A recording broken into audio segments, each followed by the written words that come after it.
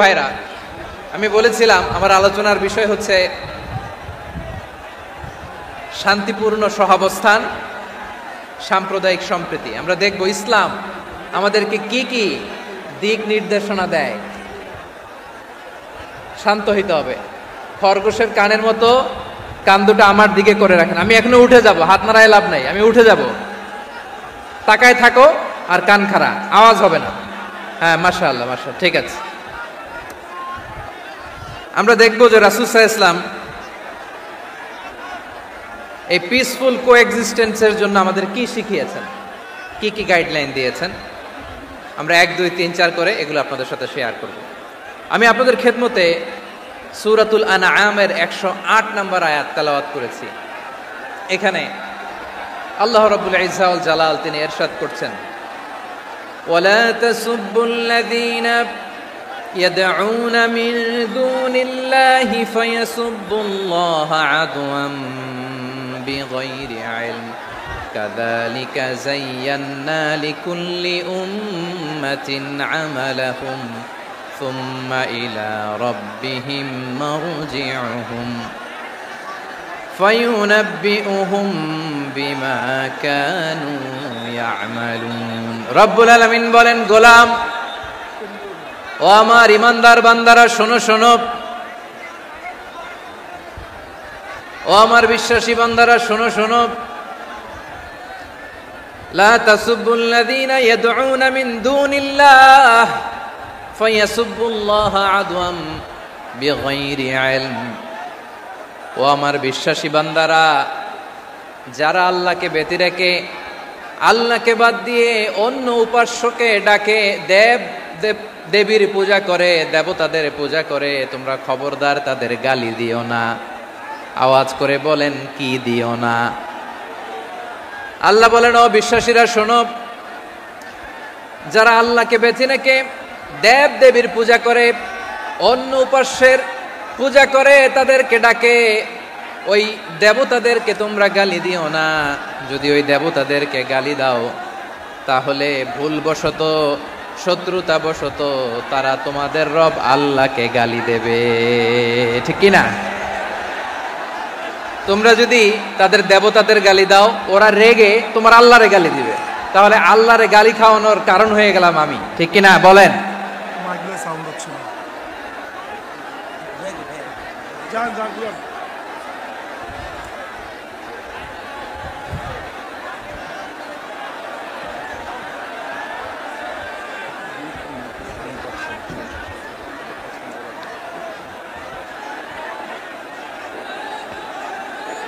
সম্মানিত ভাইয়েরা, এত বিশাল প্রোগ্রাম, মাইকের একটা সেটআপ থাকে, তারগুলো অনেক সময় নড়ে যায়, ধাক্কা ধাক্কিতে ডিসপ্লেস হয়, একটু ঝামেলা হবে।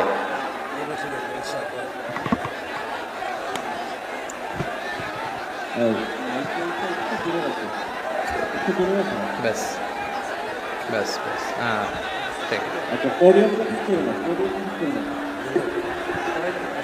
ঠিক আছে। একটু একটু সমস্যা হবে মাঝে মাঝে, আপনারা শান্ত থাকলে,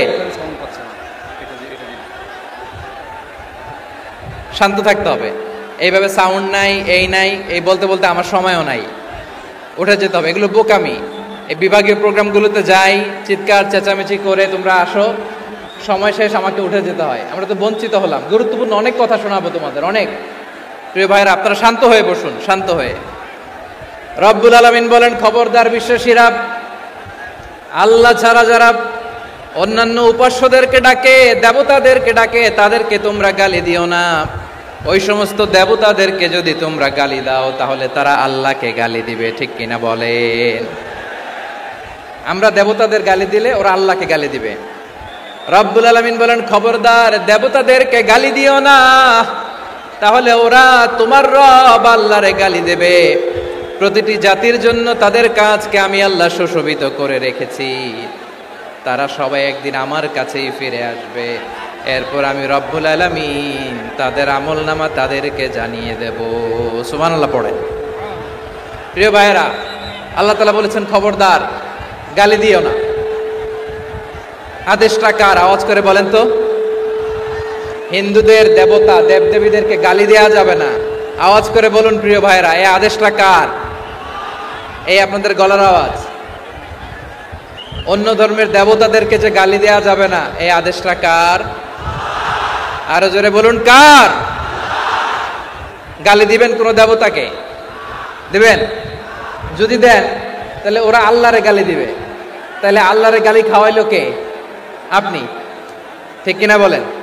আমি আল্লাহকে গালি খাওয়ানোর কারণ হলাম, কারণ আমি যদি গালি না দিতাম ওরা আমার রবকে গালি দিত না। আওয়াজ করে বলেন ঠিক কিনা? তাহলে প্রিয় ভাইয়েরা, ইসলাম আমাদেরকে শিখায়, সূরাতুল আনআমের 108 নম্বর আয়াত থেকে আমরা বুঝলাম কোন ধর্মকে ছোট করা যাবে না। অন্য ধর্মকে ছোট করা মানে ইসলামকে ছোট করা। অন্য ধর্মের দেবতাকে গালি দেওয়া মানে আল্লাহকে গালি খাওয়ানো। আওয়াজ করে বলেন ঠিক কিনা? খবরদার, এটা করা যাবে না। আর অন্য ধর্মের দেবতাকে যদি আপনি গালি দেন, ওরা ইসলাম থেকে দূরে সরে যাবে। যাও ইসলামের প্রতি আকৃষ্ট হয়েছিল আর কোনোদিন ইসলামের ধারে কাছে আসবে না। আওয়াজ করে বলেন ঠিক কিনা? এজন্য কখনো কোনোদিন অন্য ধর্মের দেবতাদেরকে গালি দেয়া যাবে না। অন্য ধর্মের কোনো দেবতাদেরকে আমরা গালি দিব না, গালি দিব না, বরং ইসলামের beauty, the beauty of Islam, ইসলামের সৌন্দর্যকে আমরা তুলে ধরব। আমরা যদি বিশ্বনবী সাল্লাল্লাহু আলাইহি ওয়াসাল্লামের জীবনের দিকে তাকাই, তাহলে আমি দেখব বিষ্ণু ঈসা ইসলাম মক্কাতে কিংবা মদিনাতে অন্য ধর্মের লোকদের সাথে খুব পিসফুলি লাইফ লিড করেছেন। হোক মুশরিক, হোক খ্রিস্টান, হোক ইহুদি, বিশ্বনবী সবার সাথে মিলেমিশে ছিলেন। আলহামদুলিল্লাহ বলেন। ইসলাম হচ্ছে পিসফুল রিলিজিয়ান। অন্য ধর্মের প্রতি সহনশীলতার সবক ইসলাম আমাদেরকে দেয়। কিন্তু প্রতিটি মুসলিমের এটা মনে রাখতে হবে, আল্লাহর কাছে পছন্দনীয় গ্রহণযোগ্য ধর্ম, জীবনাদর্শ একটি, সেটা হচ্ছে ইসলাম। আওয়াজ করে বলেন সেটা কি? লালমনিরহাটের ভাইয়েরা আওয়াজ করে বলুন, আল্লাহর কাছে মনোনীত ধর্ম একটি, সেটা কি? এজন্য রব্বুল আলামিন বলেন, ইন্নাদ দীনা ইনদাল্লাহিল ইসলাম, আল্লাহর কাছে মনোনীত গ্রহণযোগ্য অ্যাকসেপ্টেড ধর্ম মতাদর্শ একটা, সেটা হলো ইসলাম। ইসলাম ছাড়া অন্য কোনো ধর্ম যদি কেউ তালাশ করে, তার ওই ধর্ম আল্লাহ গ্রহণ করবে না। ওমাই ইয়াবতাগি গায়রাল ইসলামি দীনান ফালাই ইউকবালা মিন ওয়া হুয়া ফিল আখিরাতি মিনাল খাসিরিন। Anything except Islam that won't be accepted from him, and he will be loser in the day of judgment. কিয়ামতের দিন ইসলাম ছাড়া কেউ যদি অন্য কোনো ধর্ম তালাশ করেছে দুনিয়াতে, তার এই মতাদর্শ গ্রহণ করা হবে না। and he will be loser, সে হবে লুজার, ক্ষতিগ্রস্ত। হাই হাই কোম্পানির ম্যানেজার, ওর আমও শেষ, সালাও শেষ। আওয়াজ করে বলেন ঠিক কি না? এজন্য ইসলাম পেয়ে আমরা খুশি না বেজার? প্রত্যেক নামাজ শেষে আমরা আল্লাহরে বলি, আল্লাহ রাদিতু বিল্লাহি রাব্বা ওয়া বিল ইসলামি দীনা ওয়া বি মুহাম্মাদিন নাবিয়ান ওয়া রাসূলা। ও আল্লাহ, তোমারে রব হিসেবে পেয়ে আমরা খুশি। ও আল্লাহ, ইসলামকে ধর্ম হিসেবে পেয়ে আমরা খুশি। বিশ্বনবীকে আমাদের রাসূল পেয়ে আমরা খুশি। ঠিক কিনা বলেন? ইসলাম ছাড়া অন্য কোনো ধর্ম আমরা গ্রহণ করব না। ঠিক কিনা বলেন? আল্লাহর কাছে অ্যাকসেপ্টেড রিলিজিয়ান একটা, সেটা ইসলাম।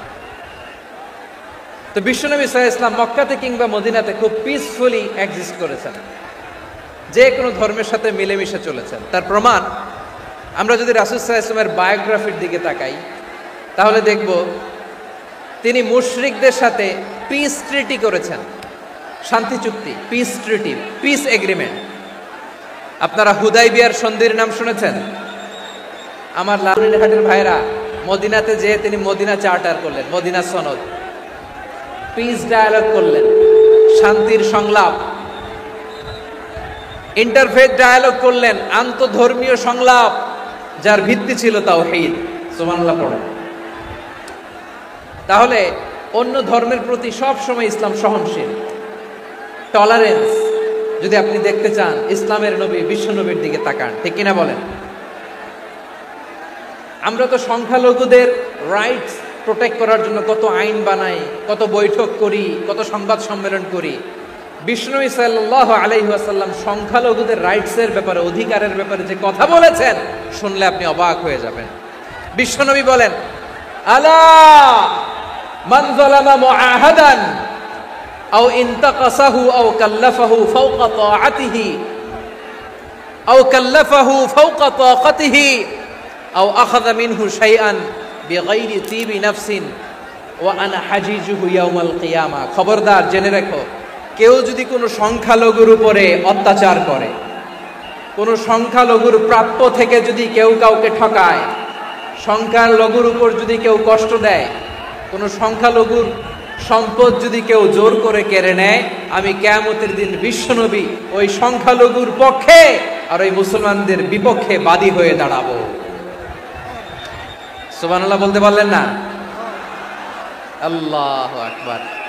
আপনি নামাজি, আপনি মুসল্লি, আপনি হাজী সাহেব, তাহাজ্জুদ পড়তে পড়তে কপালে দাগ ফেলে দিছেন, আপনার প্রতিবেশী হিন্দু, ভাবছেন আমার তো পাওয়ার আছে, ওর জমিটা দখল করি। বিশ্বনবী বলেন, কিয়ামতের দিন ওই হিন্দুর পক্ষে তোর বিরুদ্ধে আমি বাদী হয়ে দাঁড়াবো। পৃথিবীর কোন ধর্মে এরকম স্টেটমেন্ট পাবেন? পাবেন? আপনি ভাবছেন আপনি নামাজ পড়লে হাজী সাহেব কপালে দাগ ফেলায় দিলে আপনি সেলসেলায় জান্নাতে চলে যাবেন না? খবরদার। বিশ্বনবী বলেন, কোন সংখ্যালঘুর উপর যদি কেউ আক্রমণ করে, তার প্রাপ্য তাকে না দিয়ে যদি তাকে ঠকায়, তার উপর জুলুম করে, তার সম্পদ যদি কেড়ে নেয়, আমি নবী, তুমি মুসলিম হইতে পারো, মুসল্লি হইতে পারো, তার পক্ষে, তোমার বিপক্ষে আল্লাহর দরবারে বাদী হয়ে দাঁড়াবো। আচ্ছা, লালমনিরহাটের ভাইয়েরা, কথা বুঝতে পারলে আওয়াজ করে উত্তর দেন। বিশ্বনবী যদি কারো বিপক্ষে দাঁড়ায় কিয়ামতের দিন, আই রিপিট, আমি আবারও বলছি, বিশ্বনবী যদি কিয়ামতের দিন কারো বিপক্ষে দাঁড়ায়, ও তো সেলসেলায়া জান্নাতি, তাই না? জান্নাতি না? যে নবীর সুপারিশ ছাড়া জান্নাতের গেটও দেখা যাবে না, ওই নবী যদি বলে তোর বিপক্ষে আমি বাদী হয়ে দাঁড়াবো, ওই জান্নাতে আর ঢোকার কোনো সুযোগ আমাদের থাকবে? এখানেই শেষ না আমার প্রিয় লালমনিরহাটের ভাইয়েরা, এখানেই শেষ নয়। বিশ্বনবী বলেন, মান কাতালা মুআহাদান, বুখারীর বর্ণনা, মান কাতালা মুআহাদান লাম ইয়ারাহ রাইহাতাল জান্নাহ। কেউ যদি, কোনো মুসলিম যদি অন্যায়ভাবে কোনো সংখ্যালঘুকে হত্যা করে, কোনো হিন্দুকে হত্যা করে, কোনো বৌদ্ধরে হত্যা করে, অন্যায়ভাবে কোনো মুসলিম যদি কোনো সংখ্যালঘুরে হত্যা করে, জান্নাতে যাওয়া তো দূরের কথা, ওই মুসলিম জান্নাতের ঘ্রাণও পাবে না। সহিহ বুখারীর বর্ণনা, মান কাতালা মুআহাদান লাম ইয়ারাহ রাইহাতাল জান্নাহ ওয়া ইন্না রিহাহা লা ইউজাদু মিন মাসিরাতি 40 আমা। যে জান্নাতের ঘ্রাণ 40 বছর দূরের রাস্তা থেকেই পাওয়া যায়। সুবহানাল্লাহ পড়ো। প্রিয় ভাইরা, এখান থেকে জান্নাতে পৌঁছতে লাগবে 40 বছর। এত দূর, কত বছর? সবাই বলেন, কত বছর? এখান থেকে জান্নাতে পৌঁছতে লাগবে 40 বছর। এত দূরে থাকতেই জান্নাতের ঘ্রাণ আপনার নাকে এসে ধাক্কা মারবে। বিষ্ণুই বলেন, যে ব্যক্তি কোনো সংখ্যালঘুকে হত্যা করে, জান্নাতের ঘ্রাণ তো পাবেই, জান্নাতে তো ঢুকতে পারবেই না, জান্নাতের ঘ্রাণও তার নাকে লাগবে না। পড়েন না আউযুবিল্লাহ। তাহলে সংখ্যালঘুদের ব্যাপারে ইসলামে অধিকার দেয়া আছে না নাই? লালমনিরহাটের ভাইয়ের আওয়াজ করে বলেন, আমার সংখ্যালঘু হিন্দু ভাইদের রাইটস, অধিকার আমাদের ইসলামে প্রোটেক্টেড আছে না নাই? এখানেই শেষ না। বিষ্ণু ইসলাম আপনার অমুসলিম প্রতিবেশীর সাথে ভালো আচরণ করতে বলেছে। আমাদের হয় না, এটা মুসলিম পাড়া, ওটা বৌদ্ধ পাড়া, হয় না? অনেক সময় হয় না, এটা আমাদের মুসলিম পাড়া, ওইটা হিন্দু পাড়া, এরকম আছে না নাই? লালমনিরহাটে নাই না? আছে? হিন্দু যদি আপনার প্রতিবেশী হয়, কি করবেন? ওরে কষ্ট দিবেন নাকি? কেন? ও তো হিন্দু, ও তো আমার আল্লাহরে ডাকে না, ওরে কষ্ট দিলে জায়েজ হবে না? খবরদার। বিষ্ণু ইসলাম বলেন, মান কানা ইউমিনু বিল্লাহ ওয়াল ইয়াউমিল আখির ফালিউকরিম জারাহ। যে আল্লাহ বিশ্বাস করে আর আখিরাতে বিশ্বাস করে, সেজন্য প্রতিবেশীর সাথে ভালো আচরণ করে। সুবহানাল্লাহ। কলিজা জুড়ায় যায় না আমার নবীর কথাগুলো শুনলে? যে আল্লাহ বিশ্বাস করে, যে আখেরাতে বিশ্বাস করে, সেজন্য প্রতিবেশীর সাথে ভালো আচরণ করে। এখানে বলছে মুসলিম প্রতিবেশী বলছে, নামাজি প্রতিবেশী বলছে, আল্লাহওয়ালা প্রতিবেশী বলছে না। প্রতিবেশী আস্তিক হোক নাস্তিক হোক, প্রতিবেশী মুমিন হোক মুশরিক হোক, প্রতিবেশী হইলেই তার সাথে ভালো আচরণের দরকার আছে না নাই? আমার প্রিয় লালমনিরহাটের ভাইয়েরা, বিষ্ণু ইসা ইসলাম ওনার ইহুদি প্রতিবেশীদের দেখাশোনা করতেন। আওয়াজ না শোনা যাক, আমারও তো দেখা যায়, আমারও তো দেখা যায়। তাকায় থাকেন, তাকায় থাকলে সওয়াব হবে। কোরআনের কথা যেখান থেকে হয় এদিকে তাকায় থাকলেই বরকত। তাকায় থাকেন। জি জি, মাইক, আমি তো আর মাইক ঠিক করতে আসি না এদিকে, এই মাইক ঠিক করব, ওই মাইক ঠিক করব, ওদিকে পাইলট বলবে হুজুর চলে আসেন। জি বসুন, বসুন, মাশাআল্লাহ। হ্যাঁ, খুব শান্ত, ঠিক আছে। পুলিশ ভাইরা না খেয়ে দিনরাত আপনারা যাতে সুশৃঙ্খল একটা প্রোগ্রাম উপহার পান, এটাই চেষ্টা করতেছে। আপনাদেরকে কষ্ট দিতে আসে নাই, একটু একটু সহযোগিতা করেন। জি মাশাআল্লাহ, হ্যাঁ ঠিক আছে। আমার প্রিয় ভাইরা, প্রতিবেশী আস্তিক হোক নাস্তিক হোক, মুসলিম হোক হিন্দু হোক, তার সাথে ভালো আচরণ করতে হবে। বিষ্ণু ইসা ইসলাম ওনার ইহুদি প্রতিবেশীর বাসায় যেতেন। কোন প্রতিবেশী? ইহুদি। আওয়াজ করে বলেন, কোন প্রতিবেশী? ইহুদি। এক ইহুদি কিশোর বিষ্ণু ইসা ইসলামের খেদমত করতে, ইহুদি ছেলে আমার নবীর খেদমত করতো, তারা ছিল নবীর প্রতিবেশী। তো অনেক দিন হয় ইহুদি ছেলেটা আসে না। বিশ্বনবী খোঁজ দিলেন, ঘটনা কি? একটা ইহুদি ছেলে না আমার খেদমতে আসতো, ছেলেটা কই? খোঁজ নিয়ে জানলেন ছেলেটা অসুস্থ। বিষ্ণু ইসা ইসলাম ওই ইহুদির বাড়িতে চলে গেলেন ওই ছেলেটাকে দেখা করার জন্য, ভিজিট করার জন্য। সুবহানাল্লাহ পড়বেন না? গেলেন, যে দেখে ইহুদি ছেলেটা মুমূর্ষ, জান জান যায় যায় ভাব, বিছানায় পড়ে আছে, তার বাবা দাঁড়ানো। বিশ্বনবী তার মাথার পাশে বসলেন, মাথায় হাত বুলিয়ে দিলেন, আর ছেলেটাকে বললেন আসলিম, হে ইহুদি ছেলে আসলিম, ইসলাম ধর্ম গ্রহণ করো। তো ছোট্ট ছেলে ভাবে আমরা ইহুদি, এখন ইসলাম ধর্ম গ্রহণ করলে আব্বা যদি বকা দেয়, ফানাযারা ইলা ওয়াজহি আবি, ছেলেটা তার বাবার চেহারার দিকে তাকালো, দেখে আব্বা কি কয়। আব্বা যদি বলে তাইলে ইসলাম ধর্ম গ্রহণ করবে। ইহুদি ছেলেটা তার বাবার দিকে যখন তাকালো, ওর বাবা বলে আতি আবুল কাসিম, আবুল কাসিম যা বলে তাই করো। আবুল কাসিম হচ্ছে বিষ্ণু ইসা ইসলামের একটা কুনিয়াত, উপনাম। আমার রাসূলের বড় ছেলের নাম ছিল কাসেম। যেমন দেখবেন আমাদের এলাকায় কারো ছেলের বড় ছেলের নাম যদি হয় আব্দুল্লাহ, এরা আব্দুল্লাহর বাপ বলে ডাকে। কারো বড় মেয়ের নাম যদি হয় ফাতেমা, এরা কি ডাকে? ফাতেমার বাপ বলে না? তো বিষ্ণু ইসা ইসলামের বড় ছেলের নাম ছিল কাসেম। ইহুদি বাবা বলল আতি আবুল কাসেম, আবুল কাসেম যা বলে তাই শোনো, মানে মোহাম্মদ যা বলে তাই শোনো। এই কথা শুনে ছেলে সাহস পাইছে, ছেলে আবার পড়তে আরম্ভ করলো আশহাদু আল্লাহ ইলাহা ইল্লাল্লাহ ও আশহাদু আন্না মুহাম্মাদার রাসূলুল্লাহ, পড়েন আল্লাহু আকবার। বিশ্বনবীর আহ্বান শুনে ওই আহ্বানে সাড়া দিয়ে ইহুদি ছেলে শাহাদা পড়ে মুসলমান হয়ে গেল। তার হৃদয়টারে ঈমানের নূর দিয়ে আলোকিত করে দিল কে? প্রিয় ভাইরা, এবার রাসূল সাল্লাল্লাহু আলাইহি ওয়াসাল্লাম বের হয়ে আসলেন ঘর থেকে, আর বললেন আলহামদুলিল্লাহিল্লাযী আনকাযাহু মিনান নার, প্রশংসা সে আল্লাহর যে আল্লাহ জাহান্নামে চলে যাচ্ছিল প্রায় এমন একটা লোককে মুহূর্তের মধ্যে কালেমায়ে শাহাদাতের বদৌলতে জান্নাতি বানায় দিলেন। আওয়াজ করে পড়েন সুবহানাল্লাহ। এই হাদিস থেকে আমরা কি শিখলাম? What is the moral of the story? এক নম্বর স্টোরি হলো, প্রতিবেশী ইহুদি হোক হিন্দু হোক, যাবেন, সুসম্পর্ক রাখবেন, উপহার দিবেন, বিপদে পাশে দাঁড়াবেন, তাইলেই তো আপনাদের প্রতি, মুসলমানদের প্রতি তারা আকৃষ্ট হবে, ঠিক কিনা বলেন? আপনি যদি হিন্দুদের সাথে বৌদ্ধদের সাথে নাই মিশেন, নাস্তিকের কাছে নাই যান, তো ইসলামের সৌন্দর্যটা ওরা বুঝবে কেমনে? আমার অনেক হিন্দু পরিচিত ভাই আছে, ওরা আমাদের ইফতারির প্রোগ্রামে এসে একসাথে ইফতারি করে। অনেক মদখোর আমার সাথে বসে একসাথে ডিনার করে, হাফ প্যান্ট পরা, গলায় স্বর্ণের চেইন, হাতে স্বর্ণের ব্রেসলেট, আইসা আমার সাথে ডিনার করছে, আছে এরকম। গাঁজাখোর, আমি বলে আসো, welcome welcome to my dinner, আসো বসো, বসলেই তো আমি ওর ডিএনএ, চিন্তার ডিএনএ চেঞ্জ করে দেওয়ার সুযোগ পাবো। চিল্লায় বলো ঠিক কি না? আসতে হবে আমার কাছে। Our door is open, the door of Islam is open 24/7। সব সময় আমাদের ইসলামের দরজা আমার অমুসলিম ভাইদের জন্য খোলা আছে না নেই? এই হাদিস থেকে দুইটা শিক্ষা। এক নম্বর শিক্ষা, প্রতিবেশী মুসলিম হোক অমুসলিম হোক, যান, অসুস্থ হইলে একটু আপেল নিয়ে যান, আঙ্গুর নিয়ে যান, কমলা নিয়ে যান, তাদের সাথে ভালো আচরণ করেন। ইসলামের বিউটি দেখে, সৌন্দর্য দেখে অবাক হবে, নসিব ভালো হলে কোনোদিন কালিমা পড়ে মুসলমান হয়ে যাবে। ঠিক কিনা বলেন? তাহলে অমুসলিমের সাথে ভালো সম্পর্ক। বিশ্বনবী ইহুদির বাড়িতে গেলেন, ইহুদির বাড়ি, আর আমার মুসলমান ভাই আমার কাফের বলে, এরকম আছে না নাই?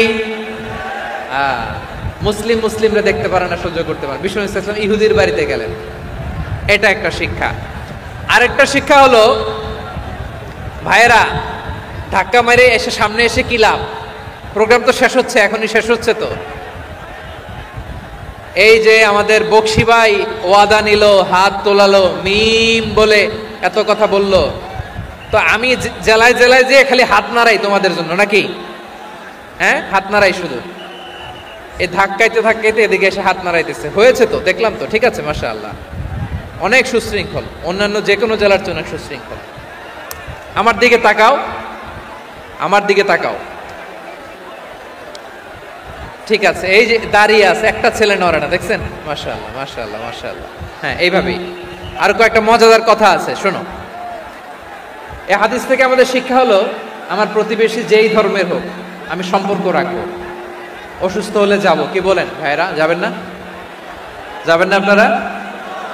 আচ্ছা, 2 নম্বর শিক্ষা হলো, বিষ্ণু ঈসা ইসলামের খাদেম ছিল ইহুদি, এতদিন খেদমত করলো, একদিনও বিশ্বনবী ওরে কালিমার দাওয়াত দেয় নাই। কারণ কি? বিশ্বনবী একটা ভালো সময়ের অপেক্ষা করতেছিলেন, প্রপার টাইমিং।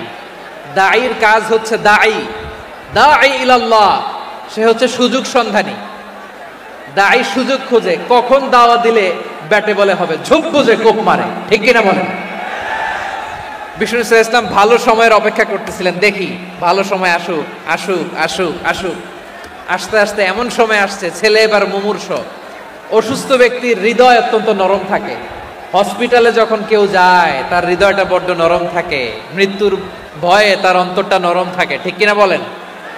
এই প্রপার টাইমিং এর অপেক্ষা করতেছিলেন। যখনই টাইমিং পেয়েছেন, দাওয়াত দিলেন, পড়ো লা ইলাহা ইল্লাল্লাহ, সুবহানাল্লাহ পড়েন সবাই।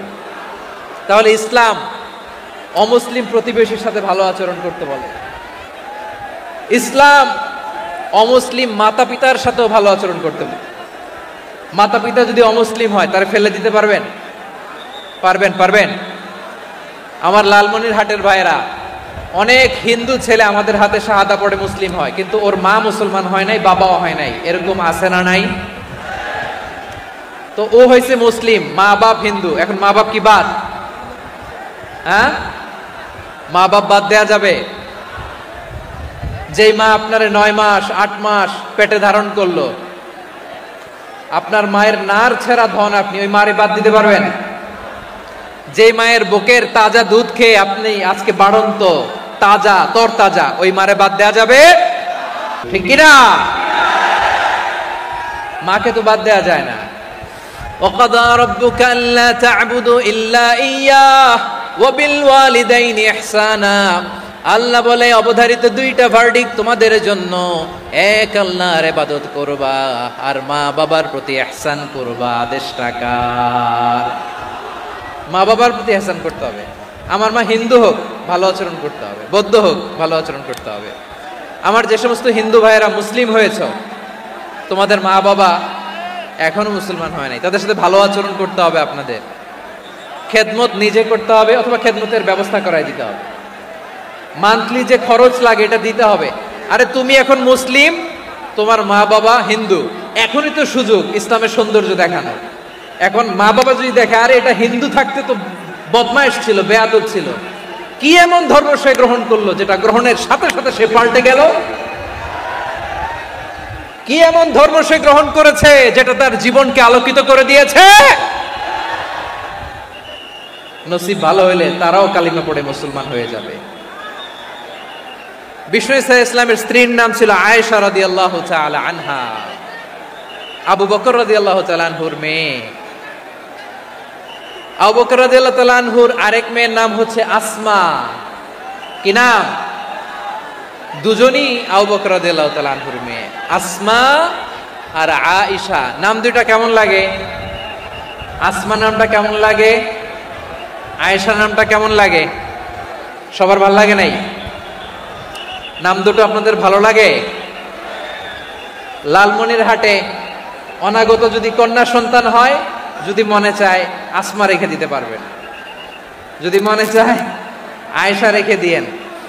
দেশে বিদেশে এয়ারপোর্টে রাস্তা ঘাটে শুধু বলে হুজুর একটা নাম দেন, আমার ছেলের একটা নাম দেন, মেয়ের একটা নাম দেন। তো আমার মনে আছে যশোরের আবদিনের মাহফিলে আমি একটা দুইটা নাম দিয়েছিলাম। আজকে লালমনিরহাটের এই প্রোগ্রামে কন্যা সন্তান যদি হয় দুটা নাম দিলাম, আসমা কিংবা আয়েশা। ইনশাআল্লাহ পড়েন। দুজন বোন, এক মায়ের না, বাবা এক মা দুজন। আয়েশা রাদিয়াল্লাহু তাআলা আনহার মায়ের নাম উম্মে রুমান, আর আসমা রাদিয়াল্লাহু তাআলা আনহার মায়ের নাম কুতাইলা বিনতে আব্দুল উজ্জা। আবু বকর রাদিয়াল্লাহু তাআলা আনহু 4টা বিয়ে করেছিলেন। তো একই ঘটনা ঘটেছে এই ফ্যামিলিতে। আসমা ইসলাম ধর্ম গ্রহণ করে মুসলিমা, কিন্তু তার মা কুতাইলা মুশরিকা। আই রিপিট, বোঝার জন্য আমি আবারও বলি, আসমা রাদিয়াল্লাহু তাআলা আনহা মুসলিমা, আর আসমার মা কুতাইলা, আওয়াজ করে বুঝে থাকলে বলেন, আসমার মা মুশরিকা। তার মানে মেয়ে মুসলিম, মা অমুসলিম। ভেজাল আছে না নাই? কিন্তু কুতাইলা আর ধৈর্য ধারণ করতে পারে না। নার ছেড়া ধন, কলিজার টুকরা ধন, কলিজার টুকরা সন্তান আসমারে দেখতে বড্ড মন চায়। সাইয়েদনা আসমা রাদিয়াল্লাহু তাআলা আনহা মক্কা থেকে হিজরত করে মদিনায় চলে গেলেন। হুদাইবিয়ার পর যখন মক্কা মদিনার ট্রাফিক স্বাভাবিক হলো, মক্কার লোক মদিনায় যায়, মদিনার লোক মক্কায় আসে। কুতাইলা কলিজার টুকরা সন্তান আসমারে দেখার জন্য কিছু উপহার নিয়ে বিশাল মরু পথ পাড়ি দিয়ে মক্কা থেকে মদিনায় যায়। সুবহানাল্লাহ বলেন। এখন মা আসছে মেয়ের সাথে দেখা করতে, মেয়ে তো আর দেখা দেয় না। মেয়ে ভাবছে আমার মা তো মুশরিকা, অপবিত্রা, তার সাথে কি দেখা দেয়া যাবে? বিশ্বনবীর দরবারে চলে গেলেন। সুবহানাল্লাহ বলেন। কি সৌভাগ্যবান ছিল তারা, মাসলা জানার দরকার হলেই নবীর দরবারে চলে যেত। ঘরে বউয়ের সাথে ঝগড়া হলে নবীর দরবারে চলে যেত। অনেক সাহাবী বলে আমার পেটে ক্ষুধা লাগলো আমি নবীর কাছে চলে যেতাম, কারণ নবীর চেহারার দিকে তাকালেই আমার পেটের ক্ষুধা মিটে যেত। সাইয়েদনা আসমা রাদিয়াল্লাহু তাআলা আনহা বিশ্বনবীর কাছে চলে গেলেন, যে বললেন ইয়া রাসূলুল্লাহ ইয়া হাবিবাল্লাহ ইন্না উম্মি কাদিমাতুন ইলাইয়া ওয়া হিয়া রাগিবা। আমার মা মক্কা থেকে অনেক দূর মরুর পথ পাড়ি দিয়ে উপহার সামগ্রী নিয়ে মদিনায় আমার সাথে দেখা করতে এসেছে গো নবী। আমার জানতে বড্ড ইচ্ছে হয় আমি আমার মুশরিকা মায়ের সাথে একটু দেখা করতে পারবো কিনা। আফা আসিলুহা, আগে যেমনি আমি আমার মায়ের সাথে ভালো আচরণ করতাম, যেমনি আমি আমার মায়ের সাথে সদাচরণ করতাম গো নবী, এখন আমি মুসলিমা মা মুশরিকা, এখনো কি আগের মতো সদাচরণ করতে পারবো নাকি? বিশ্বনবী বললেন নাম সিলিহা, হ্যাঁ রে আসমা, অবশ্যই অবশ্যই, আগে ঠিক যেমন তুমি তোমার মায়ের সাথে ভালো আচরণ করতে এখনো তেমনি আগের মতো ভালো আচরণ করবা। আওয়াজ করে পড়েন সুবহানাল্লাহ। কি ইসলাম আমরা পেয়েছি, কত ব্রড মাইন্ডেড আমাদের ইসলাম, কত ওপেন মাইন্ডেড ইসলাম, কত ওপেন আপ করতে পারে, চিন্তা করতে পারে। বিষ্ণু বললেন হ্যাঁ অবশ্যই, নাম সুলিহা, আগে যেমনি ভালো আচরণ করছো আসমা এখন ওইরকমই করো, পারলে আরো বাড়াই করো। সুবহানাল্লাহ বলেন। তাহলে আমার যে হিন্দু ভাইয়েরা হিন্দু বোনেরা ইমানের বদৌলতে দৌলতে আপনি ধন্য হয়েছেন, আপনার আম্মা আব্বা এখনো মুসলমান হয় নাই, তাদের জন্য দোয়া করেন, তাদের জন্য দোয়া করেন, আল্লাহ যেন তাদেরকেও ইমানের দৌলত দান করে। আমরা সবাই পড়ি আমিন। হ্যাঁ, মদের বোতল দিলে পারবেন না। আপনার বন্ধু যদি আপনার পর্ক দেয়, পর্ক শুকরের গোশত মিশ্রিত কোনো খাবার, ওটা নিতে পারবেন না। হালাল যে কোনো জিনিস নিতে পারবেন। বিশ্বনবী সাল্লাল্লাহু আলাইহি ওয়াসাল্লাম অমুসলিমদের দেয়া হাদিয়া গ্রহণ করতেন। কেমন নবী ছিলেন, আমার নবীরে চিনে নেন, আমার নবীর অ্যাটিটিউড জেনে নেন। বিষ্ণু ঈসা ইসলাম যখন কোনো জনপদে যেতেন 3টা অপশন নিয়ে যেতেন। প্রিয় ভাইয়ের আওয়াজ করে বলতে হবে, কোন জনপদে গেলে আমার নবীর অপশন থাকতো কয়টা? আমার মতো 3 আঙ্গুল উঁচু করে দেখান আর বলুন, আমার নবী কোন জনপদে গেলে কয়টা অপশন নিয়ে যেতেন? 1 নাম্বার অপশন আসলিম তাসলাম। নতুন এলাকায় গেলে বলতেন আসলিম তাসলাম, ইসলাম ধর্ম গ্রহণ করো, শান্তিতে থাকবা, আমার ভাই হয়ে যাবা, আমরা ভাই ভাই, ইসলাম মানো, আমরা ভাই ভাই। অপশন নাম্বার কত? 1। যদি বলে না ইসলাম মানবো না, ওকে, অপশন নাম্বার 2, মুসলিম হওয়ার দরকার নাই, লা ইকরাহা ফিদ্দিন, ইসলামে কোনো বাড়াবাড়ি নাই, খ্রিস্টান আছো থাকো, বৌদ্ধ আছো থাকো, ইহুদি থাকতে চাও থাকো, কিন্তু আমরা যেহেতু রিজিওনাল সুপার পাওয়ার, আমাদের আন্ডারে থাকো, ট্যাক্স দিয়া থাকো, এটার বলে জিজিয়া। আলেম যারা আছেন বুঝবেন, এটার আরবিতে কি বলে? জিজিয়া। You pay us the tax, we will give you the security. তোমরা ট্যাক্স দিবা, আমরা সিকিউরিটি দিব, আমাদের আওতায় থাকবা, কেউ তোমাদেরকে আক্রমণ করতে পারবে না, আমরা নিরাপত্তা দিব। সুবহানাল্লাহ বলেন। এটা অপশন নাম্বার কত? আচ্ছা, বুঝে থাকলে বলেন 1 নাম্বার অপশন কি ছিল? ইসলাম। ইসলাম মানো, শান্তিতে থাকবা, ভাই ভাই, আমরা ভাই ভাই। অপশন নাম্বার 2, ট্যাক্স দাও, আমরা নিরাপত্তা দিব, মুসলিম হওয়া লাগবে না। এখন 1 নাম্বারও মানে না, 2 নাম্বারও মানে না, মুসলিম হব না, ভালো, খ্রিস্টান থাকো, ট্যাক্স দাও, আমরা সিকিউরিটি দিব না, এটাও মানি না। বিষ্ণু বলেন, তাহলে তলোয়ার আমাদের আর তোমাদের মাঝে ফয়সালা করবে, মুসলিমও হব না, ট্যাক্স দিবা, নিরাপত্তা দিব, আমরা সুপার পাওয়ার, আমাদের আন্ডারে থাকবে, এটাও না, তাহলে তোমাদেরকে তো আমরা বিশ্বাস করতে পারি না, কখন না কখন বিশ্বাসঘাতকতা করো, কার সাথে মিলে হাত মিলাও, তলোয়ার আমাদের মাঝে ফয়সালা করবে। তখন তিনি জেহাদের সশস্ত্র সংগ্রামের ঘোষণা দিতেন। সুবহানাল্লাহ পড়েন। দেখেন, পশ্চিমারা জেহাদকে এইভাবে চিত্রায়িত করে না, ওরা জেহাদ বলতে বুঝায় তলোয়ার, হাত কাটো, গলা কাটো, না, জেহাদ সশস্ত্র সংগ্রাম 3 নম্বরে। অধিকাংশ ক্ষেত্রেই বিশ্বনবীর সুন্দর আচরণ দেখে, আরে আমার নবীর যে নুরানি চেহারা, অনেকে তো কেবল সিরেফ চেহারাটা দেখেই কালিমা পড়ে মুসলমান হয়ে গিয়েছে। যারা মুসলিম হয় নাই তারা তাদের ইসলামেই বলবৎ ছিল, ট্যাক্স দিয়ে ইসলামের আন্ডারে ছিল। যারা এটাও মানে নাই ওইটাও মানে নাই, তাদের বিরুদ্ধে জেহাদ। বিষ্ণু ঈসা ইসলাম 7ম হিজরিতে যখন খায়বার বিজয়ের পরে ইসলাম রিজিওনাল সুপার পাওয়ার হিসেবে আত্মপ্রকাশ করলো, বিশ্বনবী চিঠি লিখলেন অন্যান্য সুপার পাওয়ারের কাছে, রাষ্ট্রীয় চিঠি লেখে এক রাষ্ট্রপ্রধান আরেক রাষ্ট্রপ্রধানের কাছে, ঠিক কিনা বলেন? জানেন না আপনারা? এই যে 24-এর ছাত্র নাগরিক অভ্যুত্থানে,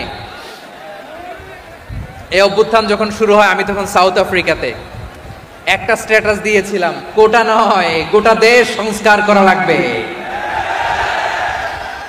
শুধু বাংলাদেশ নয়, সারা বিশ্বের বাংলা ভাষাভাষী লোকেরা এই আন্দোলনের সাথে সমর্থন তারা করেছে, এটাকে সাপোর্ট করেছে, তারা সমর্থন দিয়েছে। আমাদের ইউনাইটেড আরব আমিরাতের বাংলাদেশি ভাইয়েরা, তারা সেখানে রাস্তায় নেমে এসেছিল, জানেন? ওইখানে ডেমনস্ট্রেশন করা যায় না, সেখানকার সরকার তাদেরকে যাবজ্জীবন দিয়েছিল। তখন আমাদের এই যে প্রধান উপদেষ্টা ডক্টর মোহাম্মদ ইউনূস সরাসরি G2G বলে, এটারে G2G, government to government, G2G, উনি চিঠি লিখলেন যে তাদেরকে, ইউর হাইনেস, হে সম্মানিত আমির, আপনি আমার এই চিঠির কারণে আমার সম্মানে এই 53 জন বাংলাদেশিকে মাফ করে দেন। এই চিঠির বদৌলতে বেকসুর খালাস পেয়ে গিয়েছিল আমাদের ভাইরা। জানেন না এই ঘটনা আপনারা? তাহলে গভর্নমেন্ট টু গভর্নমেন্ট চিঠি দেওয়া হয়। 7ম হিজরিতে বিষ্ণু ঈসা ইসলাম সব সুপার পাওয়ারের কাছে চিঠি দিলেন, রোমান সম্রাটের কাছে, পারস্য অধিপতির কাছে, মিশরের অধিপতির কাছে, সবার কাছে চিঠি লিখলেন। চিঠির ভাষা ছিল এরকম, মিন মুহাম্মাদিন রাসূলিল্লাহ ইলা মুকাওকিস আযীমিল কিবত, মুহাম্মদ রাসূলুল্লাহর পক্ষ থেকে মিশরের বাদশার কাছে, আসলিম তাসলাম, ইসলাম মানো, শান্তিতে থাকবা, সালামুন আলা মান ইত্তাবাআল হুদা, শান্তি তার জন্য যে হেদায়েতের অনুসরণ করে। সুবহানাল্লাহ পড়েন। তো এই চিঠি অনেকে ভালোভাবে রিসিভ করেছে, অনেকে এই চিঠি পাওয়ার পরে নবীর কাছে আবার ইন রিটার্ন উপহার পাঠিয়েছে। কি পাঠিয়েছে? উপহার। মিশরের বাদশাহ মুকাওকেস তিনি বিশ্বনবীকে বিশাল এক উপহারের ডালি পাঠিয়েছেন। মিশরের বাদশাহ মুকাওকেস ছিলেন ধর্মে খ্রিস্টান। লালমনিরহাটের ভাইয়েরা আওয়াজ করে বলেন, মিশরের বাদশাহ ধর্মে কি ছিল? খ্রিস্টান। কি উপহার দিয়েছিল আমার নবীকে? শুনতে মনে চায়? আওয়াজ নাই লালমনিরহাটের গলায়, শুনতে মনে যায়? 1000 স্বর্ণ মুদ্রা, 1000 স্বর্ণ মুদ্রা। 2টা খ্রিস্টান দাসী, একজনের নাম মারিয়া বিনতে শামউন আল কিবতিয়া, আরেকজনের নাম সিরিন বিনতে শামউন আল কিবতিয়া। একজন খ্রিস্টান দাস 20 থান কাপড় জামা বানানোর জন্য, আমরা নবী যেন সেলাই করে জামা বানাতে পারে এজন্য 20 থান কাপড়, 20 থান ফাইন গার্মেন্ট, সুবহানাল্লাহ পড়বেন না? এরপরে একটা গাধা যেটার নাম ছিল উফাইর, আর একটা খচ্চর এটার নাম ছিল দুলদুল। খচ্চর চিনেন? গাধা আর ঘোড়ার ক্রসিং এ যে প্রাণীটা দুনিয়াতে আসে ওটার খচ্চর বলে। তো এই যে সুপার পাওয়ার খ্রিস্টান বাদশার কাছে নবী চিঠি লিখলেন, ওই খ্রিস্টান বাদশা আমার নবীকে উপহার দিল। বিশ্বনবী এই উপহারগুলো সানন্দে গ্রহণ করেছে। সুবহানাল্লাহ পড়বেন না? তাহলে অমুসলিম কেউ যদি আপনাকে উপহার দেয়, হালাল উপহার হলে আপনি গ্রহণ করতে পারবেন। অনুরূপভাবে পারস্যের বাদশা রোম সম্রাট বিশ্বনবীকে উপহার পাঠিয়েছেন। আমার নবী সবগুলো উপহার গিফট গ্রহণ করেছেন। সুবহানাল্লাহ বলেন। তাহলে প্রিয় লালমনিরহাট আওয়াজ করে বলুন, ইসলাম কি ন্যারো মাইন্ডেড রিলিজিয়ন না ব্রড মাইন্ডেড? আম্মাজান আয়েশার কাছে মাসালা জানতে চায় মেয়েরা, হে আম্মাজান, অগ্নি উপাসকেরা তাদের ঈদের দিন নওরোজের সময় আমাদেরকে পাখি দেয়, নেওয়া যাবে? উনি বললেন, ওরা জবাই করে দিলে নেওয়া যাবে না, কিন্তু ওরা যদি ফলমূল এরকম খাবার দেয় এগুলো নেওয়া যাবে। তার মানে অমুসলিমদের দেয়া উপহার এটা গ্রহণ করা যায়। সুবহানাল্লাহ বলেন। শুধু তাই নয়, বিষ্ণু ঈসা ইসলাম অমুসলিমদের সাথে আর্থিক লেনদেনও করেছেন, ফিনান্সিয়াল ডিলিং করেছেন। অমুসলিমদের সাথে প্রয়োজনে আপনি ফিনান্সিয়াল ডিলিং করতে পারবেন। আমরা প্রায় দেখি বাজারের মিষ্টির দোকানগুলো আমার হিন্দু ভাইদের। লালমনিরহাটে মিষ্টির দোকান, দইয়ের দোকান কারা চালায়? হিন্দুরা চালায় না। তারপরে যে বারবার শপ, চুল কাটে যে নাপিত, অধিকাংশ নাপিতের দোকানে কারা? আমার হিন্দু ভাইরা। তা আপনি চুল কাটতে পারবেন কিনা? পারবেন কিনা বলেন? পারবেন। তার দোকান থেকে দই মিষ্টি কিনতে পারবেন কিনা? হ্যাঁ, আমার মুসলিম ভাইয়ের দোকান থাকলে ওইটারে আমি বেশি প্রায়োরিটি দিব, ঠিক কিনা?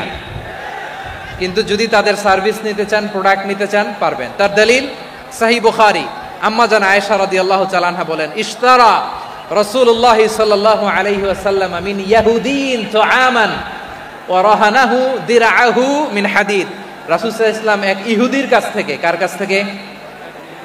সবাই বলে নাই, কার কাছ থেকে?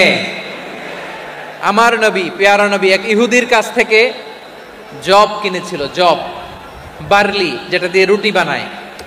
ওই জবের দাম দেওয়া টাকা পয়সা নবীর কাছে ছিল না। ফলে নবী ওনার একটা পোশাককে মর্গেজ রেখেছিলেন, মর্গেজ, বন্ধক, যে এখন এটার দাম দিতে পারবো না, কয়েক কেজি বার্লি নিয়ে যাই আর বন্ধক হিসেবে আমার জামাটা রেখে গেলাম, যেদিন দাম দিব ওই দিন জামাটা ছুটায় নিয়ে যাব। সুবহানাল্লাহ পড়বেন না? বাকিতে নিছিলেন, বাকিতে। দিরআহু মিন হাদিদ, লোহার তৈরি বর্ম, মানে যুদ্ধের পোশাক, লোহা দিয়ে বানানো। বিশ্বনবী বললেন, কয়েক কেজি জব দাও, টাকাটা পরে দিব, এখন টাকা নাই, বন্ধক হিসেবে, মর্গেজ হিসেবে আমার জামা রেখে গেলাম, যখন টাকা দিব জামা ছুটায় নিব। আওয়াজ করে বলতে হবে সুবহানাল্লাহ। এ থেকে বোঝা গেল অমুসলিমদের সাথে ফিনান্সিয়াল ডিলিং করা যায়, অর্থনৈতিক লেনদেন করা যায়, কেনাবেচা করা যায়, প্রোডাক্ট কেনা যায়। এমনকি আমাদের মসজিদে নববীতে বারান্দায় আপনারা একটা অটোমেটিক ফ্লাইং আমব্রেলা দেখছেন? সূর্য যখন বাড়ে মসজিদে নববীর বারান্দায় ইয়ার্ডের মধ্যে অটোমেটিক্যালি কিছু আমব্রেলা আছে, সাঁ করে খুলে যায়, আর সূর্যের তাপ লাগে না। আবার সন্ধ্যাবেলায় এই আমব্রেলাগুলো ওরা ক্লোজ করে ফেলে, দেখেন নাই না? দেখছেন? এই মসজিদে নববীকে সর্বোচ্চ উন্নত মানের কনস্ট্রাকশন ইনফ্রাস্ট্রাকচারে ডেভেলপ করার জন্য কর্তৃপক্ষ কিছু অমুসলিম ইঞ্জিনিয়ারের ডিজাইনারের সহায়তা নিয়েছিল। সুবহানাল্লাহ বলেন। কোন দলিলের ভিত্তিতে? এই দলিলের ভিত্তিতে যে বিষ্ণু ঈসা ইসলাম অমুসলিমদের সাথেও লেনদেন করেছেন। আওয়াজ করে বলতে হবে আল্লাহু আকবার। শুধু তাই নয়, ইন কেস অফ ইমার্জেন্সি, প্রয়োজনে ইসলামের খাতিরে ইসলামকে সামনের দিকে এগিয়ে নিয়ে যাওয়ার জন্য অমুসলিমদের সাপোর্ট নেওয়া জায়েজ আছে। সুবহানাল্লাহ বলেন। অমুসলিমদের সাপোর্ট নেয়া, তাদের থেকে অর্থ নেয়া, পলিটিক্যাল সাপোর্ট, পলিটিক্যাল অ্যাসাইলাম নেওয়া জায়েজ আছে। আমাদের অনেক বিশ্ববরেণ্য দায়ীরা আমেরিকায় অস্থায়ীভাবে অ্যাসাইলাম নিয়ে থাকে, নিজের দেশে গেলে ফাঁসিতে ঝুলাই দিবে। যুগ যুগ ধরে দায়ীদের উপর এরকম অত্যাচার আর নির্যাতন আছে না নাই? মিশরের অনেক দায়ীরা পাশ্চাত্যে যেয়ে থাকে। এই যে তারা পলিটিক্যাল অ্যাসাইলাম নিয়ে থাকে, রাজনৈতিক আশ্রয়, এটা জায়েজ আছে না? এটা যে জায়েজ আছে তার প্রমাণ স্বয়ং বিশ্বনবী সাল্লাল্লাহু আলাইহি ওয়াসাল্লাম পলিটিক্যাল সাপোর্ট নিয়েছিলেন অমুসলিমদের কাছ থেকে। সুবহানাল্লাহ বলেন। খুব মজাদার একটা ঘটনা, শুনবেন? আপনাদের আগ্রহ দেখে তো মনে হয় না শোনার ইচ্ছা আছে। আছে আছে, গলায় জোর আছে। লিল্লাহি তাকবীর, লিল্লাহি তাকবীর, নারায়ে তাকবীর। মাশাআল্লাহ।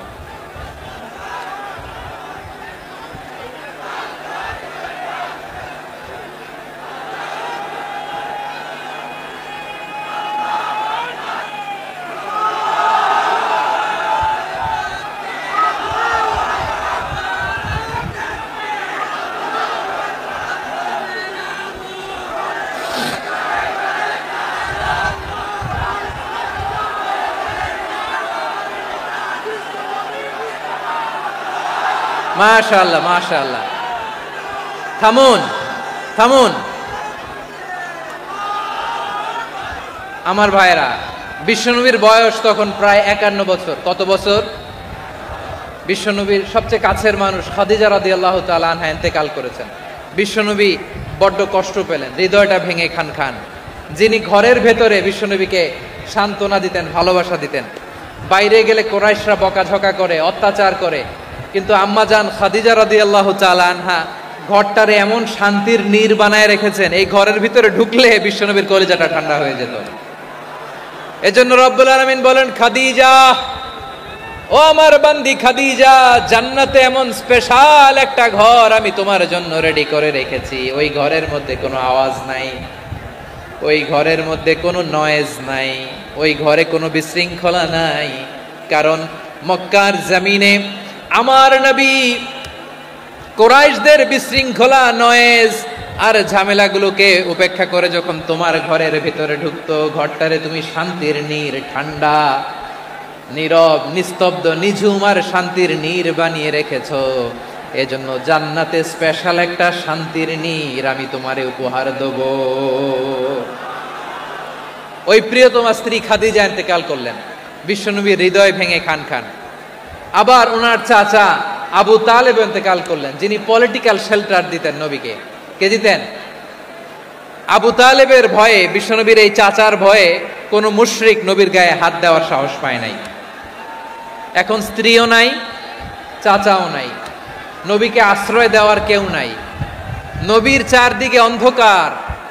নবী এখন কই যাবেন? আমার পেয়ারা নবী নতুন স্টেশন খুঁজতেছেন, নতুন দাওয়াতি প্ল্যাটফর্ম খুঁজতেছেন। তিনি যায়েদ বিন হারেসা রাদিয়াল্লাহু তাআলা আনহুকে নিয়ে মক্কার পাশের একটা নেইবরিং সিটি তায়েফে চলে গেলেন। কোথায় চলে গেলেন? লালমনিরহাটের ভাইয়ের আওয়াজ করে বলেন, কোথায় গেলেন? তায়েফে চলে গেলেন দিনের দাওয়াত দেওয়ার জন্য। কি দেওয়ার জন্য? নাকি জমি কিনতে গেছিলেন? জমি কিনতে? দুনিয়ার যশ খ্যাতির জন্য? নিজের কোনো লাভের জন্য? তায়েফবাসীদেরকে জাহান্নামের আগুন থেকে বাঁচানোর জন্য। আওয়াজ করে বলতে হবে ঠিক কিনা? বিশ্বনবী বিশাল মরুপথ, পাহাড়ি পথ পাড়ি দিয়ে তায়েফের মরুজমিনে গেলেন কোরআনের দাওয়াত নিয়ে, ইমানের দাওয়াত নিয়ে। কিন্তু তায়েফের লোকেরা বিশ্বনবীর দাওয়াতকে শুধু প্রত্যাখ্যান করেই থামে নাই, তারা বিশ্বনবীর সাথে অত্যন্ত খারাপ আচরণ করেছে, বিশ্বনবীকে শারীরিকভাবে হেনস্থা করেছে, আমার নবীকে শারীরিকভাবে অত্যাচার করেছে, আমার পেয়ারা নবীর গায়ে পাথর মেরেছে, বিশ্বনবীর গা বেয়ে ঝরঝর করে রক্ত ঝরেছে, নবী জামিনের মধ্যে লুটিয়ে পড়েছেন, আবার মেরেছে, আবার নবী হাঁটতে শুরু করলেন, পেছন থেকে আবার মেরেছে, আবার নবী রক্তাক্ত হয়ে জামিনের মধ্যে লুটিয়ে পড়লেন, আবার মেরেছে। বিশ্বনবীর মতো এত সুশ্রী মানব, বিশ্বনবীর মতো এত শুভ্র মানব, বিশ্বনবীর মতো এমন চমৎকার দেহাবয়ব দিয়ে রব্বুল আলামিন কাউকে বানান নাই। এরকম চমৎকার মানুষটাকে তারা তায়েফের ওই জমিনে রক্তাক্ত করেছে। বিশ্বনবী দুনিয়ার কোনো স্বার্থের জন্য সেখানে যান নাই, নিজের কোনো লাভের জন্য, প্রাপ্তির জন্য যান নাই, তায়েফবাসীদের জাহান্নামের আগুন থেকে বাঁচাতে গিয়েছেন। ঠিক কিনা বলেন? খেয়ে না খেয়ে দিনী প্রচারের কাজে নিজেকে দিয়েছ বিলিয়ে, তায়েফের কাফিরেরা চিনল না সে আলো, দুষ্ট ছেলেদের পিছু দিল লেলিয়ে, পাথরের আঘাতে ক্ষত বিক্ষত হয়ে সারা শরীর থেকে রক্ত ঝরে। হে রাসূল তোমাকে ভুলি আমি কেমন করে, হে রাসূল তোমাকে ভুলি আমি কেমন করে। পারেন না আপনারা? ধরুন আমার সাথে, হাজার ব্যথা বেদনার পরে ফিরে আসনি তুমি আপন ঘরে, দিনের আলো তুমি ছড়িয়ে দিতে, চলে গেলে মদিনায় মক্কা ছেড়ে। হে রাসূল তোমাকে ভুলি আমি কেমন করে, হে রাসূল তোমাকে ভুলি আমি কেমন করে। ঠিক কিনা বলে? প্রিয় ভাইরা, তায়েফের ছেলেরা নবীকে রক্তাক্ত করলো। আমার নবী কই যাবে? কই যাবে? মক্কায় জায়গা নাই, তায়েফে জায়গা নাই। তায়েফ থেকে ভারাক্রান্ত মন নিয়ে আমার নবী মক্কায় ফিরে আসলেন। বিশ্ব নবী মক্কায় ঢুকতে পারেন না। মক্কার মরুভূমির দিকে তাকিয়ে, উপত্যকার দিকে তাকিয়ে বিশ্বনবী ধা ধা করে কাঁদেন, ঝরঝর করে নবীর চেহারা মোবারক থেকে চোখের পানিগুলো বেয়ে বেয়ে পড়ে। আমার জন্মস্থান, আমার শৈশব, কৈশোর, যৌবন কেটেছে এই মক্কায়, আমার এলাকায় আমি ঢুকতে পারি না। বিশ্বনবী মক্কার অনতি দূরে দাঁড়িয়ে জায়েদকে পাঠালেন, জায়েদ যাও দেখো কেউ আমাকে সাপোর্ট করার মতো আছে কিনা, যাও অমুকের কাছে যাও। জায়েদ গেলেন, তারাও প্রত্যাখ্যান করে ফিরিয়ে দেয়। বিশ্বনবী বললেন যাও অমুক লোকের কাছে যাও, তিনিও প্রত্যাখ্যান করে ফিরিয়ে দিলেন। কেউ বিশ্বনবীকে আশ্রয় দিতে রাজি হয় না। নিজ জন্মভূমিতে বিতাড়িত বিশ্বনবী, সর্বশেষ বিশ্বনবী বললেন যাও মুতঈম ইবনে আদির ঘরে যাও। মুতঈম ইবনে আদি মুশরিক, তার কাছে যাও। গেলেন, মুতঈম ইবনে আদি রাজি হয়ে গেল। সুবহানাল্লাহ বলেন।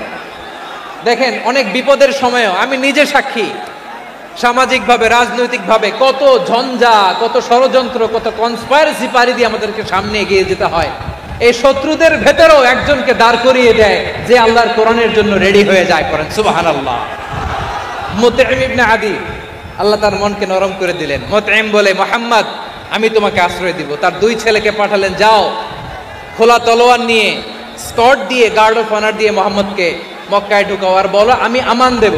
আমান কি দিব? আমান মানে সিকিউরিটি, নিরাপত্তা। সিকিউরিটি ছাড়া, আমান দেওয়া ছাড়া কেউ থাকতে পারতো না মক্কায়। দুই ছেলে বিষ্ণু ইসা ইসলামকে নিয়ে আসলো। নবী কাবার চারদিকে তাওয়াফ করলেন, নামাজ পড়লেন।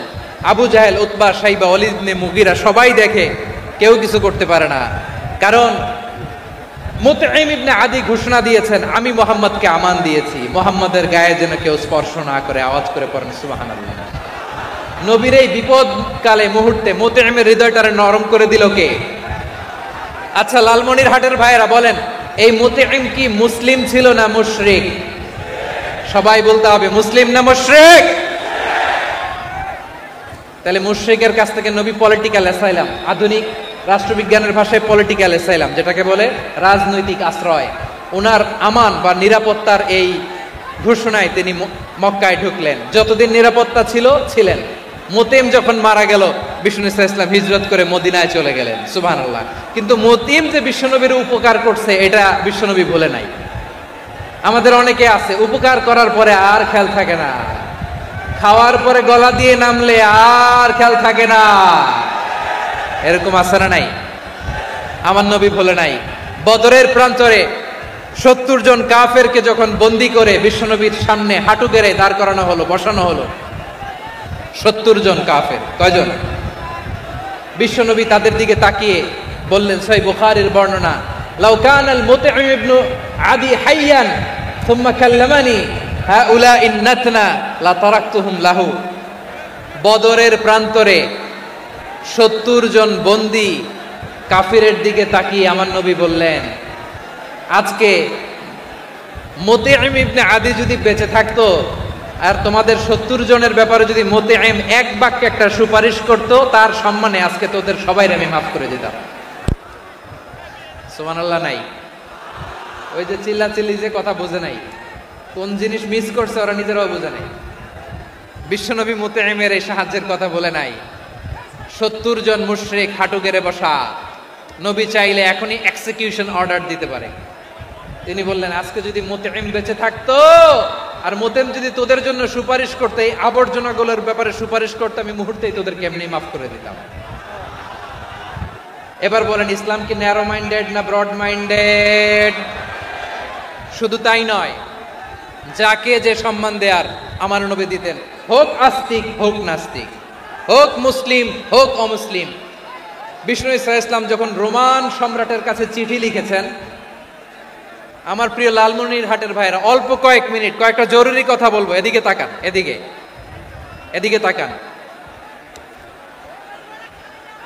রোমান সম্রাটের কাছে বিশ্বনবী যখন চিঠি লিখলেন মিন মুহাম্মদ রাসূলিল্লাহ ইলা হিরাকলা আযীমির রোম, মুহাম্মদের পক্ষ থেকে হিরাক্লিয়াসের কাছে, যিনি হচ্ছেন আযীমির রোম। এটা নবী নিজ থেকে বানায় লিখছেন, অতিরিক্ত সম্মান দিয়ে। কোন রাষ্ট্রপ্রধান যখন আসে তাদেরকে আমরা কি বলি জানেন? তার নামের শেষে HE এটা লিখতে হয়, H.E. মানে হিজ এক্সেলেন্সি। কি লেখে? হিজ এক্সেলেন্সি অথবা ইউর হাইনেস, ইউর ম্যাজেস্টি। দেখেন, বিশ্বনবী সাল্লাল্লাহু আলাইহি ওয়াসাল্লাম সব নবীদেরও নবী, তিনি একজন মুশরিক খ্রিস্টান সম্রাট রোমান সম্রাটের কাছে চিঠি লিখতে যায়, লিখতেছে ইলা হিরাকলা আযীমির রোম, হিরাক্লিয়াসের কাছে আমার চিঠি, যিনি রোমের আযীম, হিজ হাইনেস, মানে রোমের অনেক সম্মানিত এক বাহাদুর। আওয়াজ করে বলেন সুবহানাল্লাহ।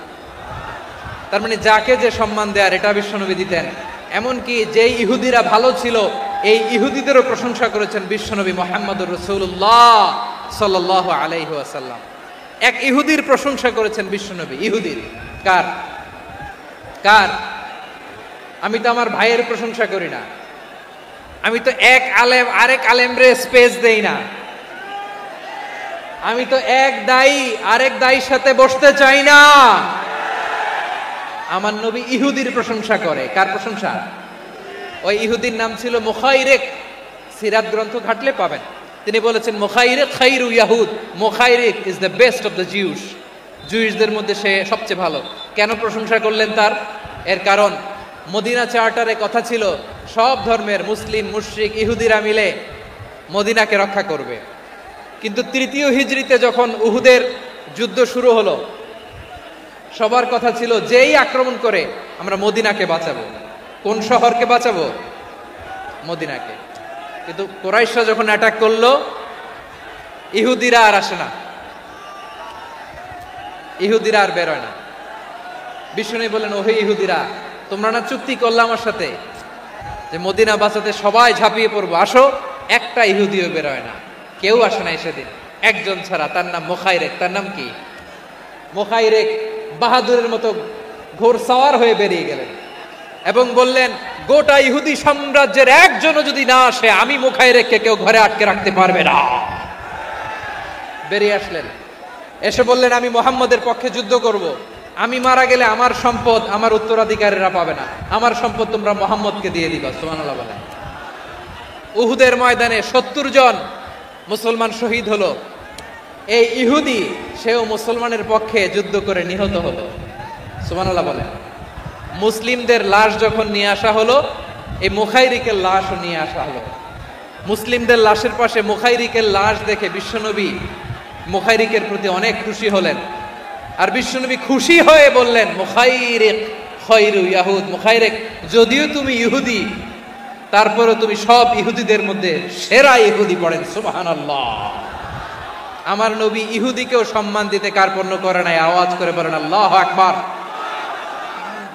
প্রিয় ভাইরা, এবার সর্বশেষ আওয়াজ করে বলেন, ইসলাম কি ন্যারো মাইন্ডেড নাকি ব্রড মাইন্ডেড? সবাই বলেন, ন্যারো মাইন্ডেড না ব্রড মাইন্ডেড? এজন্য অমুসলিম হইলেই তারা আমাদের শত্রু নয়। শত্রু কারা? এই লালমনিরহাটের ভাইয়েরা শোনেন, শত্রু কারা? যে সমস্ত অমুসলিম আমাদেরকে নিশ্চিহ্ন করে দিতে চায়, যে সমস্ত অমুসলিম আমাদের ভূখণ্ড থেকে আমাদেরকে তাড়িয়ে দিতে চায়, যে সমস্ত অমুসলিম আমার ধর্ম নিয়ে তুচ্ছতাচ্ছিল্য করে চিল্লায় বলেন ঠিক কিনা, তারা আমাদের শত্রু। সাধারণ অমুসলিমরা আমার শত্রু নয়। এই যে হিন্দুরা থাকে, এরা আমার ভাই, বৌদ্ধরা আমার ভাই, খ্রিস্টানরা আমার ভাই, ইহুদিরা আমার ভাই। তারা দিনই ভাই নয়, তারা মায়ের পেটের ভাই নয়, তারা মানবিক দিক থেকে ভাই। ও মানুষ, আমিও মানুষ। ইসলাম মানুষকে সম্মান করে, চিল্লায় বলো ঠিক কিনা। যারা আমাদের অস্তিত্বকে নিশ্চিহ্ন করতে চায়, যারা আমাদের ভূখণ্ডকে দখল করতে চায়, যারা আমাদেরকে নিয়ে মকারি করে, ফান করে, টিটকারি করে, আমার ধর্ম নিয়ে খেলা করে, তাচ্ছিল্য করে, ওদের বিরুদ্ধে আমাদের জিহাদ। সাধারণ মুসলিম আমাদের শত্রু নয়। আপনি জানেন, নিউ ইয়র্কে, আমি তো নিউ ইয়র্কে ছিলাম অনেকদিন, ওখানে ফিলিস্তিনিদের পক্ষে যখন আমরা মিছিল করেছি, অনেক ইহুদি আমাদের সাথে মিছিলে দাঁড়িয়েছে। কারণ ওরাও জানে এই ভূখণ্ড ফিলিস্তিনিদের ভূখণ্ড। আওয়াজ করে বলো লালমনিরহাট ঠিক কিনা। ইসরায়েলের রাজধানী খোদ তেল আবিবে অনেক ইহুদিরা বেঞ্জামিন নেতানিয়াহু তার বিরুদ্ধে মিছিল করেছে। তো তারা কি আমাদের শত্রু? না। অনেক খ্রিস্টান আমাদের সাথে আমাদের স্বার্থ রক্ষায় আমাদের পাশে দাঁড়িয়েছে। খেয়াল রাখবেন, হিন্দু আর হিন্দুত্ববাদ এক নয়, ইহুদি ধর্ম আর জায়নিজম এক নয়। জায়নিজমের বিরুদ্ধে আমাদের সংগ্রাম, আমাদের জেহাদ, চিল্লায় বলেন ঠিক কিনা। এই যে ফিলিস্তিনের ভাইরা, তারা তাদের স্বাধীনতা সংগ্রামের জন্য লড়াই করছে, করে যাচ্ছে, আমরা এটাকে সমর্থন জানাই, চিল্লায় বলো ঠিক কিনা। কাশ্মীরের ভাইরা স্বাধীনতার জন্য সংগ্রাম করছে, আমরা সেই সংগ্রামকে সমর্থন জানাই, আওয়াজ করে বলো ঠিক কিনা। যারাই আমাদের ইসলামকে নিশ্চিহ্ন করতে চায়, তাদের বিরুদ্ধে আমাদের সংগ্রাম, আওয়াজ করে বলতে হবে ঠিক কিনা। ওই সমস্ত দুর্বৃত্তদের সাথে আমাদের কোনো সম্পর্ক নাই। আমরা যদি ঐক্যবদ্ধ থাকতে পারি, ওই দুর্বৃত্তরা চান্স পাবে না। আমরা ঐক্যবদ্ধ থাকতে রাজি আছি। লালমনিরহাটের ভাইয়েরা, আমরা ঐক্যবদ্ধ থাকলে ওই দুর্বৃত্তদের কালো হাত ভেঙে দিতে আমাদের সময় লাগবে না। তাদের কালো হাত ভেঙে দিতে রাজি আছো মুসলমান? কারা কারা রাজি? দু হাত তুলে দেখাও।